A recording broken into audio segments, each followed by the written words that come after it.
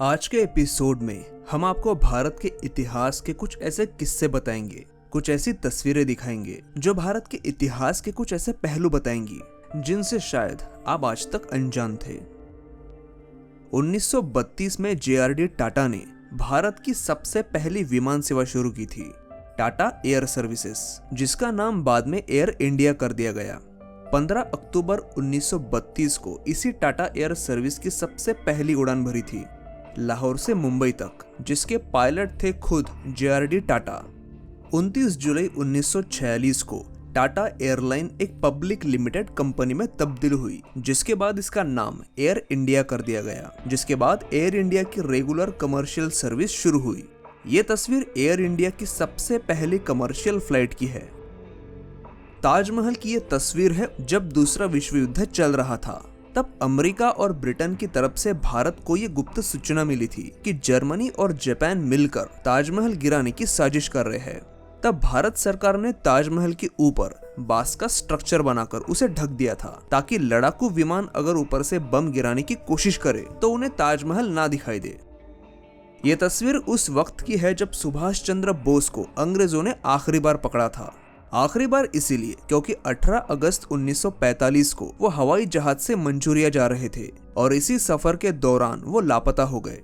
कहा जाता है कि उनका विमान दुर्घटनाग्रस्त हुआ था, लेकिन जापान सरकार ने पुष्टि की थी कि उस दिन वहां कोई भी विमान दुर्घटना नहीं हुई थी।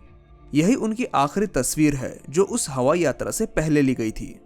ये शायद पहला और आखिरी ब्रिटिश अधिकारी था जिसने भारत के तिरंगे को सैल्यूट किया था। ये है लॉर्ड माउंटबेटन, जो भारत में ब्रिटिश शासनकाल में सबसे आखिरी वाइसरॉय थे।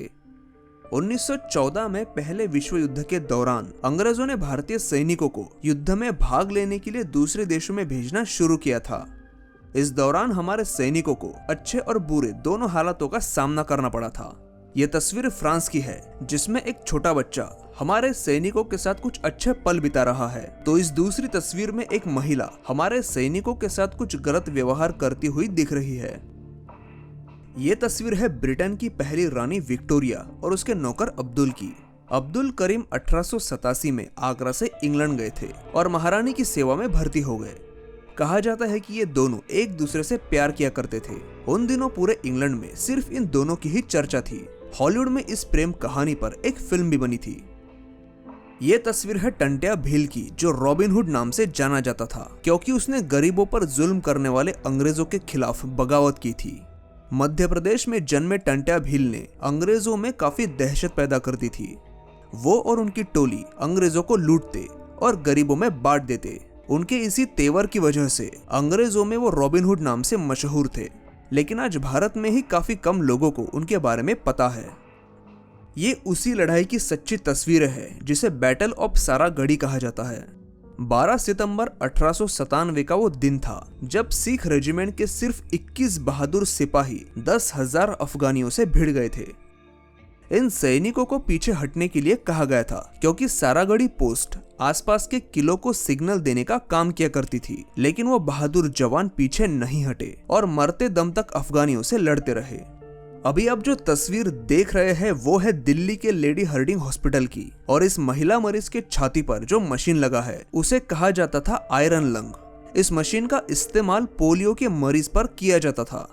पोलियो मरीज के फेफड़ों में लकवा मार जाता था, जिसकी वजह से उन्हें सांस लेने में तकलीफ होती थी। ऐसे हालात में इस आयरन लंग की मदद से मरीज को सांस दी जाती। इस तस्वीर में जो बीच में खड़े हैं वो है प्रोफेसर रिकॉल्टन, जो अमेरिकन लेखक और एक मशहूर यात्री थे। उनके दोनों तरफ जो विशाल इंसान खड़े हैं वो थे कश्मीरी जायंट, जो उन दिनों अपनी कद काठी की वजह से पूरे भारत में काफी मशहूर थे। उन दोनों में से दाहिनी तरफ जो खड़ा है वो उस वक्त मतलब 1903 में भारत में मौजूद सबसे लंबा शख्स था। तो ये था आज का एपिसोड। आज के इस एपिसोड द्वारा हमने कुछ नया करने की कोशिश की है। उम्मीद है ये कोशिश आपको जरूर पसंद आएगी। हमें कमेंट करके बताना मत भूलिए और वीडियो को लाइक भी जरूर कीजिए। मिलते हैं अगले एपिसोड में।